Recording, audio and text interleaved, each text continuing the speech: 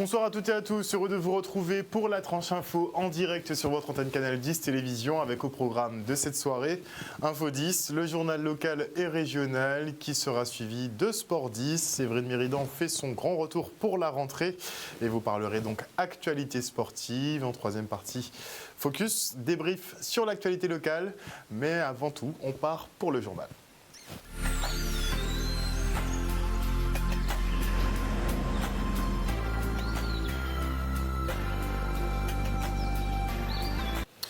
Nous sommes le vendredi 4 septembre 2020 et voici les titres de ce journal. Les agents du SIAG ont repris leur mouvement de grève aujourd'hui. Ils dénoncent le non-règlement des factures dues par les collectivités aux syndicats qui mettent à mal cette structure. Avec une recrudescence des cas de dengue sur le département, la problématique des symptômes similaires à ceux du Covid se pose. Alors savez-vous comment différencier les deux maladies? Nous sommes partis à votre rencontre. Et enfin, nous parlerons de cette distribution de bouteilles d'eau potable dans les écoles de Capesterre-Belle-Eau, puisque vous savez qu'il y a de gros problèmes de distribution en ce moment. Et notez avant de développer ces quelques titres que la qualité de l'air était très mauvaise aujourd'hui, mais le temps va légèrement s'améliorer demain. Nous passerons d'un indice de 8 à un indice de 6 selon Guader. C'est déjà pas mal. Arrivez-vous à différencier les symptômes de la dengue et du Covid-19 ? Les symptômes sont assez similaires, comme la fièvre, la toux, mais effectivement, ça complique le diagnostic. Alors, il faut connaître les petites distinctions à faire. On est parti de votre côté. Regardez. Symptômes de la dengue. Sueur froide, peut-être, fièvre, température. De la dengue, plus ou moins, pas beaucoup. Le Covid, la dengue, la grippe, c'est les mêmes symptômes. Et on peut faire un test aujourd'hui, il peut être négatif, et quelques jours après, il peut devenir positif. Oui, tremblement, fièvre, et c'est tout, oui, douleur. J'en connais quelques-uns. Les courbatures, la fièvre. Et moi, à chaque fois que j'ai eu une dengue, j'avais un goût un peu métallique dans la bouche, en fait. Voilà. Est-ce qu'on fait la différence? Je pense qu'au niveau du Covid, c'est plus la température. C'est vrai que la dengue, c'est un peu pareil. La dengue, il y a peut-être les courbatures aussi.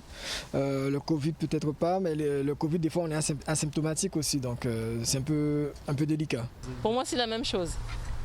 Mais je n'ai eu ni l'un ni l'autre, c'est pourquoi je ne peux pas tellement vous dire la différence. C'est à peu près les mêmes symptômes, mais ça dépend pour qui, tu comprends? Parce que si la personne a d'autres pathologies, d'autres maladies en elle qui sommeillent, ça peut réveiller. Chaque personne est différente, réagit différemment. J'ai jamais eu le Covid, alors après on peut être asymptomatique, mais oui, j'imagine que c'est pas du tout. En tout cas, les courbatures, il n'y a pas forcément aussi de fièvre avec la dengue. Enfin, tout le monde ne fait pas les mêmes symptômes. Donc oui, je pense que oui, je ferai la différence. Parlons d'une autre problématique, à savoir celle du fonctionnement des établissements et le quotidien de la vie des Guadeloupéens perturbé par des coupures d'eau fréquentes. Effectivement, le SIAG, syndicat intercommunal d'approvisionnement de gestion en eau potable, les employés sont visiblement repartis dans un mouvement de grève. Ils dénoncent le non-paiement de certaines factures dues par des collectivités aux syndicats qui empêchent effectivement de faire table rase du passé, on va dire. Regardez. Merci à Canal 10 de permettre nous d'exprimer nous en la télé parce que c'est ce genre nous pour nous dire la vérité. Des droits des gens qui amènent la population en dérision. Alors aujourd'hui là, nous encore une fois mobilisés par rapport au fait que nous avons mené nous encore en bateau pour dire la population que nous prenons en otage alors qu'on était bien souhaité et nous à l'UNSA et tous les collègues camarades du SIAG, nous souhaité que la population aussi demande les élus que nous payé charge à eux à niveau de l'eau en main pour résoudre le problème ba yo. Quand yo ka fait vers l'argent là avant yo vinn traiter agent le SIAC des terroristes et des prendre moun en otage parce que là on moun ka payer facture à la collectivité faut être remettre en prestation et nous pas ni les moyens à cause de ces collectivités là ça qui pas sérieux pas qu'à respecter engagement envers nous que yo ka mener nous dans des bâtiments pour yo faire moun Guadeloupe comprendre que nous que régler ça et en final de compte nous encore je rien pas fait à contrario par contre on y a signalé yo en Martinique là qui ni discorde ni entente. Nous avons gardé nous en l'air, nous avons dit que Guadeloupe paye qu'à manger entre eux. On nous fait ça comme ça parce que nous avons c'est la meilleure solution là pour ne pas manger nous. Alors Guadeloupe paye ouvert si azot. Nous reprenons mouvement là à cause du fait que nous paniquons pour clairvoyance encore une fois. Si à venir en nous, ils proposent nous de mettre en place SMO, de faire syndicat unique, de faire toute qualité bitin, mais par contre, nous proposons des solutions pour que ça fait en bonne et due forme dans les règles de l'art et pour que surtout le métier de l'eau soit bien fait, puisqu'encore répéter, nous c'est des professionnels. En Martinique, ils prennent toute l'idée en nous et ils mettent en place parce que en Guadeloupe, nous dans la discorde. Donc, ils ont créé bitin à eux, ils ont collé tête ensemble, ils ont semblé pour parler d'une même voix et que le problème a centralisé. Ça a été souhaitable aussi qu'en Guadeloupe, nous prenons les exemples, les bons côtés, on nous arrêté, faire moun faire gérer vers nous. Nous à l'une ça, nous aussi, nous allons répéter ça. Ni des gens qui veulent favoriser entrer à certains habitants en Guadeloupe, surtout à niveau de domaine d'eau qui a brassé l'argent, messieurs. Nous ne pouvons pas faire n'importe quoi en l'eau. Nous sommes des professionnels, nous allons répéter ça tous les jours. Donc nous là pour nous veiller à engagement nous prend envers nous, pour salaire en nous, pour activité là aussi parce qu'après il y a l'argent salaire en nous, nous allons songer. Il faut nous pas moun de l'eau en Guadeloupe. Donc il faut peuple comprendre que nous énervés parce que nous voulons mettre en bonne prestation, nous voulons faire un bon édiforme, mais nous pas qu'à nous les moyens parce que nous veulent asphyxier nous pour faire nous passer pour des mauvais. Et après pour remettre d'autres moun extérieurs à Mouna pour faire nous comprendre que c'est eux qui sauvent la terre. Et en parlant d'eau, la ressource a fait défaut pour les éleveurs du département en début d'année. Une sécheresse intense qui a mis à mal l'activité et poussé les collectivités à fournir nourriture et eau aux agriculteurs. Des mesures accompagnées d'une reconnaissance de calamité agricole, mais seulement pour les mois d'avril et mai.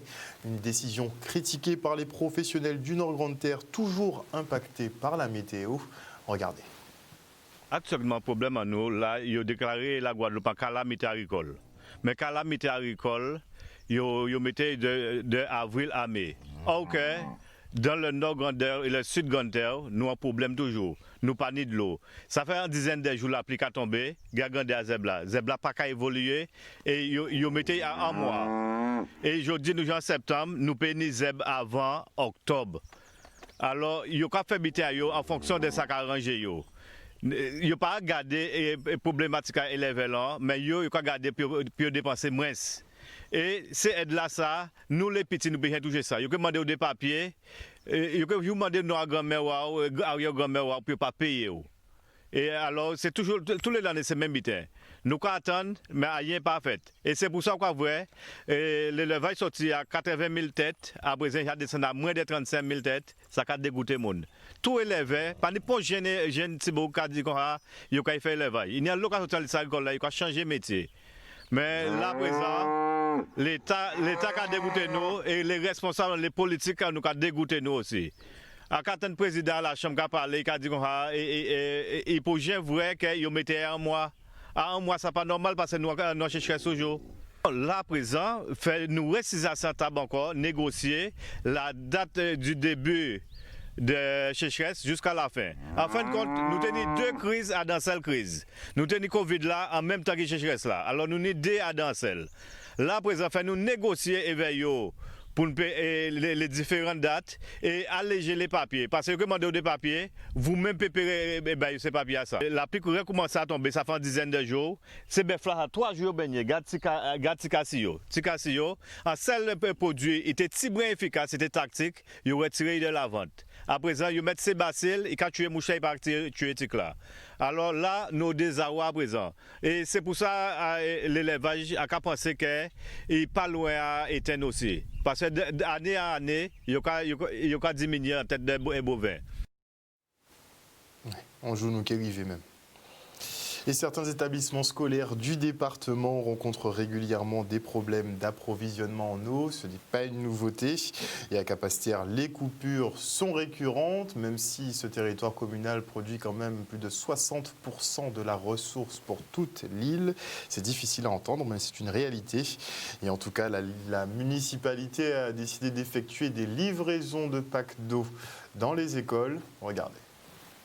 La commune de Capesterre reçoit de la caroline. La société Wassim Dispac, qui embouteille et produit l'eau caroline, voulait être solidaire. Et donc nous avons envoyé ce jour 33 palettes de 84 packs de 6 bouteilles d'eau caroline plate.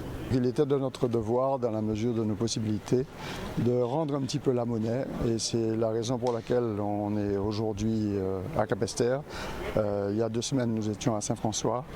Et on essaie, dans la mesure du possible, de faire des dons pour aider la population, et particulièrement en cette rentrée scolaire, de façon à ce que la plupart des élèves aient des bouteilles d'eau pour parer un peu aux carences du réseau, en tout cas en matière d'eau potable.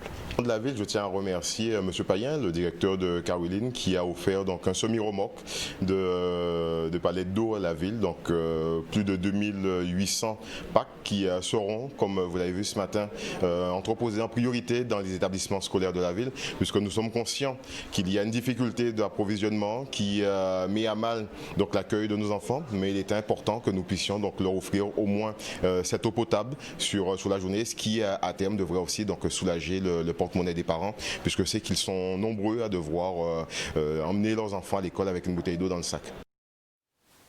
Quel courage même. Et on enchaîne avec la signature de convention entre la région, le Pôle emploi et le Formaga, le chantier naval que les Forbains ont ouvert du côté de Marie-Galante. Un nouveau partenariat en tout cas en faveur du développement de formations type réparateur de bateaux, mécanique hors bord ou encore agent de port. Regardez. Une convention que nous signons avec le Pôle emploi, c'est 15 millions pour les formations sur tout le territoire, et aujourd'hui nous avons profité de venir à Formaga, étant donné qu'ils ont commencé une formation sur la réparation de bateaux, construction de bateaux. Et étant donné qu'il y a 9 jeunes qui ont commencé, que cette formation rentre dans notre plan de formation, surtout que nous avons axé énormément sur l'économie bleue. Donc c'est pour nous une très très belle chose. Déjà d'encourager ces jeunes qui sont ici, d'accompagner M. Mathieu Forbin et son équipe, et signer en même temps avec le Pôle emploi cette convention. Très important parce qu'elle concrétise un travail entre nos équipes pour développer de nouvelles formations sur de nouveaux métiers. Ici même sur les métiers de réparateur de bateaux, tout ce qui est mécanique hors-bord, in-board, CQP agent de port, sont des nouveaux métiers qu'on développe avec le soutien du Conseil régional et de l'État, qui nous permet d'offrir aux Marie-Galantais et demain sur la Guadeloupe continentale des formations dans le domaine de l'économie bleue et du secteur maritime. C'est important pour moi d'être là aux côtés de la région qui met en valeur les Marie-Galantais, puisqu'ils ont choisi de faire ce chantier avec M. Forbin, Formagois à Marie-Galante, au profit des Marie-Galantais d'abord, j'ai envie de dire, puisque ça va former des Marie-Galantais. Vous avez vu qu'il y en a 9 pour le moment. Donc montrer le savoir-faire des Forbins à Marie-Galante, je crois que c'est un véritable atout pour Marie-Galante. Donc nous avons accompagné dès le premier jour M. Forbin dans la mise en place de ce projet, et nous nous réjouissons aujourd'hui de voir qu'il prend corps, le chantier est là, les apprenants sont là et les actions sont positives, accompagnées par la région Guadeloupe et par Pôle emploi. Donc je crois que c'est un sujet qui va être pérenne à Marie-Galante, et donc je ne peux, en tant que présidente de communauté de communes, que m'en réjouir. Comme l'a annoncé le gouvernement cette semaine, les Outre-mer devraient bénéficier d'un plan de relance économique de 1,5 milliard d'euros. On fait le point avec la sénatrice Victoire Jasmin. Moi, je suis vraiment très étonnée de voir l'attitude de ce gouvernement, alors que Monsieur le Président de la République avait fait un certain nombre d'annonces qui sont devenues incohérentes par rapport aux actions qui sont prises par son gouvernement, notamment pour ce qui concerne les Outre-mer. Je suis vraiment très inquiète parce qu'il y a une très grande méconnaissance des hauts fonctionnaires, mais aussi du Président de la République, de ce que c'est l'Outre-mer. Il y a plusieurs territoires, et au moment où le ministre des Outre-mer parle de la loi 3D, donc la déconcentration, la décentralisation décentralisation, mais aussi la différenciation, je suis vraiment très étonnée de voir qu'il y ait une approche aussi sectaire et minimale de nos territoires. D'autant plus que nous sommes soumis à des risques naturels majeurs. Assez souvent, il faut recommencer, toujours recommencer en Outre-mer, parce que tous ceux qui investissent ont des gros problèmes.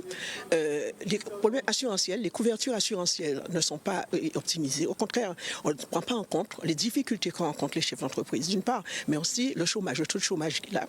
Et après cette période de confinement, nous nous rendons compte qu'il y a un taux de chômage très important, mais qui va encore s'amplifier, parce que beaucoup d'entreprises, de très petites entreprises sont en difficulté. Les travailleurs indépendants étaient déjà en difficulté, ils seront encore davantage. Et aujourd'hui, dans ce plan de relance, je vois que le tempo du gouvernement est vraiment incohérent par rapport à la réalité de l'ensemble de nos différents territoires. Comment expliquer que pour l'espace spatial, qui est un espace européen, que le gouvernement ait choisi de mettre justement dans ce plan de relance cette partie, alors que c'est à l'international et au niveau européen que le centre spatial, notamment celui de Kourou, et quand on regarde les différences qu'il y a sur le territoire guyanais par rapport à l'Hexagone, mais par rapport aussi au reste des Outre-mer, quand on regarde également les approches qui sont faites sans tenir compte de nous qui sommes là et qui pourrions peut-être tenter d'aider à mieux comprendre, eh bien, je trouve que c'est du mépris, c'est de l'incohérence et une façon également de faire croire que nous tendons tout le temps la main. Nous voulons travailler pour nos territoires, nous voulons qu'à tous les niveaux, qu'on puisse prendre en compte les difficultés que nous avons. Il y a eu un certain nombre de textes qui ont été proposés et de lois déjà, la loi égalité réelle, qui sont piétinés par ce gouvernement et c'est vraiment dommage que l'ensemble des parlementaires des différents territoires, parce que nous sommes tous représentés sur le territoire national, c'est vrai, nous avons une connaissance de nos territoires, une connaissance des difficultés qui se posent tant au niveau économique, au niveau structurel, au niveau stratégique également, parce que la France, elle est grande, c'est un grand pays, mais avec les territoires, elle est encore beaucoup plus enrichie. Et là, je regrette qu'on puisse éviter de valoriser ce qui mérite de l'être pour minimiser de cette façon-là, notamment dans le cadre de ce plan de relance. Un reportage signé Maurice Cessé. Et notez qu'à l'heure où nous parlons, les services de l'État sont toujours en comité de suivi Covid-19 qui a commencé depuis 16h30 cet après-midi. Et ils ont dressé donc un bilan de la situation ici en Guadeloupe. Et apparemment, 6 personnes sont décédées cette semaine. 11 sont placées actuellement en réanimation. Pour les personnes décédées, la moyenne d'âge, et les personnes en réanimation d'ailleurs, la moyenne d'âge est de 75 ans. Et notez aussi que 6 cas de Covid ont été détectés en milieu scolaire, dont un élève. Et qu'il y aura pas mal aussi de fermetures d'écoles d'ici la semaine prochaine à cause des coupures d'eau. Quelle bonne rentrée. En tout cas, voilà tout pour le journal de ce soir. Merci à vous tous pour votre fidélité et de nous suivre quotidiennement. N'oubliez pas que sur Canal 10 Télévision, vous faites l'information que nous diffusons. Le journal local revient lundi à 18h30. Passez une bonne soirée, un bon week-end. Amusez-vous, prenez soin de vos proches. On se retrouve lundi. Bisous.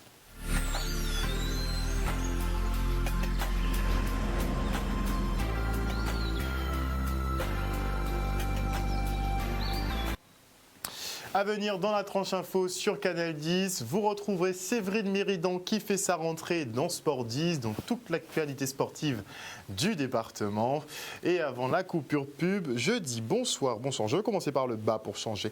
Je dis bonsoir à Fluxidexi, bonsoir Yann, j'espère que tu vas bien. Bonsoir à Ampasavma, bonsoir à Odile Zingilet, bonsoir à Kitoun Cyprien, bonsoir à Dominique Landry, bonsoir à Marie-Hélène Borès, toujours connectée. Bonsoir Marie-Hélène. Bonsoir à qui d'autre? À Marie Pombo, bonsoir à El Canalio Valentino Cardona, bonsoir à Olivier Ibalo, bonsoir à Madly Congré et bonsoir à Bordé Yannick. Bonsoir Yannick, j'espère que tu vas bien aussi, ça fait plaisir. Merci encore une fois, je vous le dirai tous les jours s'il le faut, mais merci de nous suivre sur les réseaux, mais aussi à la télévision. On se quitte pour une petite page de publicité et la tranche info continue avec Sport 10.